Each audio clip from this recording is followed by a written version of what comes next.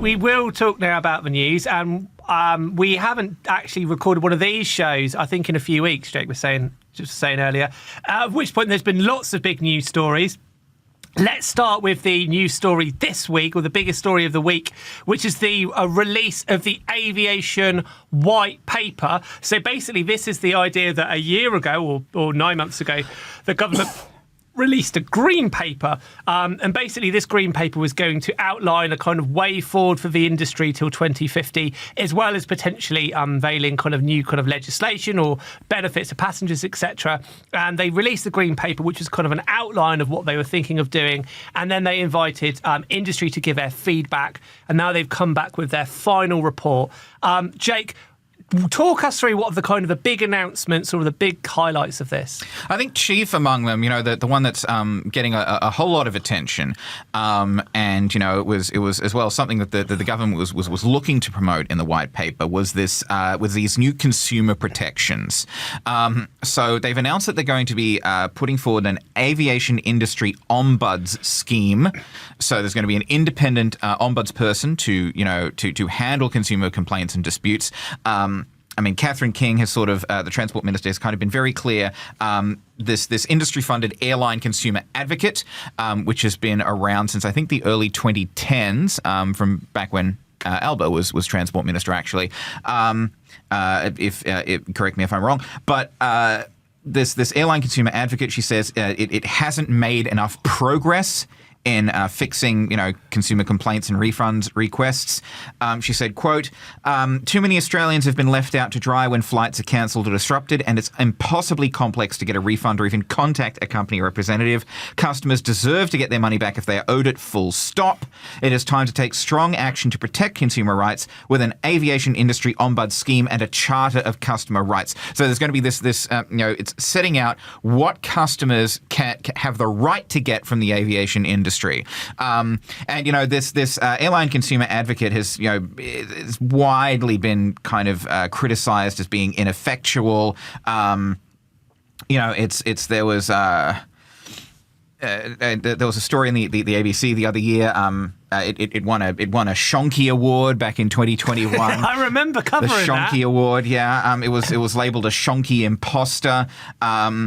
Rosie Thomas from Choice has said that it works like a post box forwarding complaints to the airlines without any power to make any decisions about complaints. So the aviation consumer advocate, Catherine King, is basically seeming to say this industry-run scheme is not up to the job. The government is now needing to step in and, guarantee some consumer protections. So they want to, this ombudsman will deliver, quote, accessible, independent, fair and accountable dispute resolution. It will direct airlines and airports on consumer remedies. It will issue guidance on obligations to customers. It will report on airline and airport conduct. It will also refer misconduct for investigation and enforcement. So what this means basically is, and what you were saying before, is the days of an airline basically being able to ignore you are gone, because Yes. now there is an independent third party that can force things along. Exactly. And there's, plans as well to better enforce refunds for flights that are disrupted, cancelled or unreasonably delayed. And, in probably many cases, these refunds will have to be given in cash or in the original payment method, rather than with flight vouchers. And this is part as well of this charter of customer rights. So there's going to be, what is an acceptable time for a refund to be provided? What is an unreasonable delay? What reasons for disruptions are within an airline's control? There needs to be, accessible and timely communication with passengers. It will also look at other obligations that airlines have to passengers that are hit by disruptions, including alternative travel arrangements. So this whole ombuds scheme, there's an interim person being appointed. With the legislation is going to be put in next year. There's going to be a consultation period until October, and it's expected to be fully up and running by 2026. So according to the government, airlines will have to show cause. They will have to report reasons for delays and cancellations as part of their regular reporting to the government. And the ombudsperson will be able to request additional information on specific flights. So, at least from part of this reading, I think it stops short of like pay on delay schemes that we see, like where airlines have to compensate passengers over and above the value of their ticket if their flight gets delayed. So I'm not seeing anything about that in the white paper, though. If I've missed it, please let me know. But it's definitely, it's kind of making it clear that the government has had a kind of a gutful of the industry regulating itself, and it's stepping in a bit more. Yeah. It's very interesting what you said there about airlines will now have to, every time there's a significant delay or cancellation, they have to give a reason why. It has to be documented. So there's been all of this kerfuffle, great word, about apparent slot hoarding by Qantas and Virgin. And so the accusation is that the big airlines basically kind of squat on their kind of plum takeoff time slots, and they can do this because they're allowed to cancel 1 in 5 flights and still keep that slot forever and ever and ever, which effectively blocks out smaller airlines. Now, obviously, this is what the smaller airlines, or what Bonza and Rex were accusing the larger airlines of. This is kind of what Sydney Airport's been accusing the larger airlines of. The larger airlines, from the other side of things, said that's just not the case. If we cancel a flight, or if a flight's delayed, we're not doing that on purpose. That is something outside of our control. Now, one of the reasons those accusations have been made is that at the moment there's no formal kind of process of reporting exactly why a delay or a cancellation happens. So it's very, very hard to actually inspect that. By doing this will also hold the industry to account a lot more too. They will actually have to explain why. The other thing I find quite fascinating about this is if we go back to a story which was now, a year or so ago, where Qantas were accused over these ghost flights, which is effectively that you were buying tickets for a flight that was actually already cancelled or was already not going to happen when you bought them. Qantas' initial argument before they rode back under a new CEO, their initial argument was that you never really buy a ticket expecting it to leave exactly at that time. You buy, what do they call it, a bundle of contractual rights. Yeah, a bundle of rights. Yeah. I'm looking for the exact... Yeah, a bundle of contractual rights. It's exactly right. You buy a bundle of rights that says, we're going to get you to your destination at approximately the right time that you wanted. Your purchase doesn't guarantee you this specific seat on this specific flight, or But yeah. So what Qantas' argument was that there's never a guarantee of you going on time. So we'll just do our best to get you there roughly. And so what this announcement in the white paper does, it makes a mockery of that. It's basically saying that argument is wrong. That if you buy a ticket, you buy that ticket expecting the plane to leave at that time, but knowing there is something outside of your control that could stop it. But you still buy expecting that that's what you're going to get. So it's very much toughened up the rules here, and it's putting the onus on airlines to deliver. I think this is a very good move. Like Jake says there, it doesn't appear to go as far as, I think there's the scheme in the EU, which is very generous. But at the same time, it is a significant step.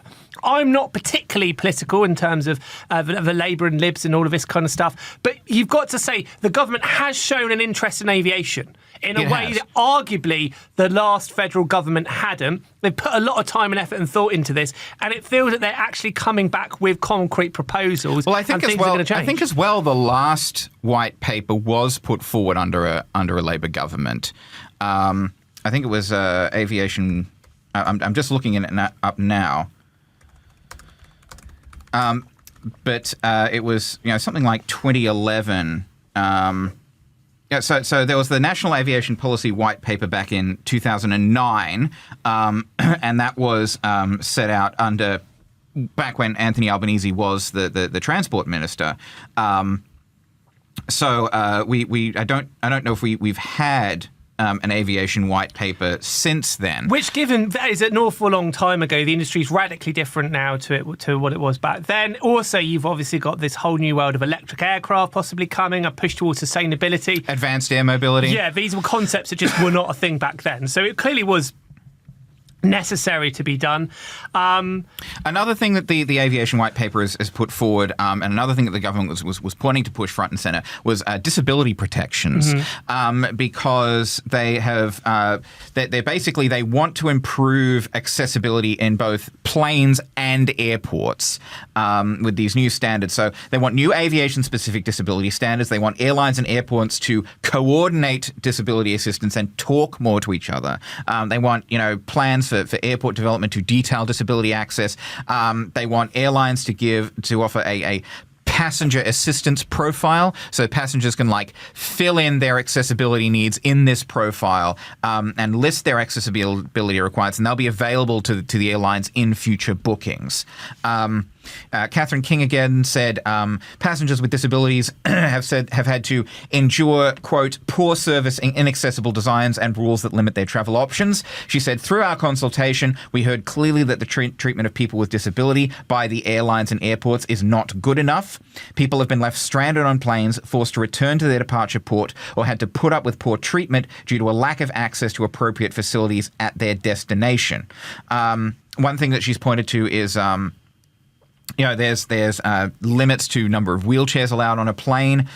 She said, if there's no safety reason, there's absolutely no excuse for airlines to be limiting the number of people who need wheelchairs or have mobility issues. And Social Services Minister Amanda Rishworth has also said that, or has also hinted that the government might be looking to improve these remedies for damage to accessibility devices such as wheelchairs. Because I think particularly in America, we've been hearing a few stories here and there about, passengers' wheelchairs getting damaged on flights. Those are expensive. Yeah. Wheelchairs are expensive. And so Amanda Rishworth has said, quote, they have a right to fair treatment and to compensation when their essential equipment is damaged or destroyed. So those are a couple of the big things from the Aviation White Paper. In terms of competition settings, I think that the government, especially at Sydney, is looking to push forward mostly with the recommendations in the Harris Review. But I think there's sort of hints that there might be re-examination of these use it or lose it 80-20 rules. If the Productivity Commission or if other agencies kind of deem it necessary. So again, it just feels like stuff's happening. Stuff is happening.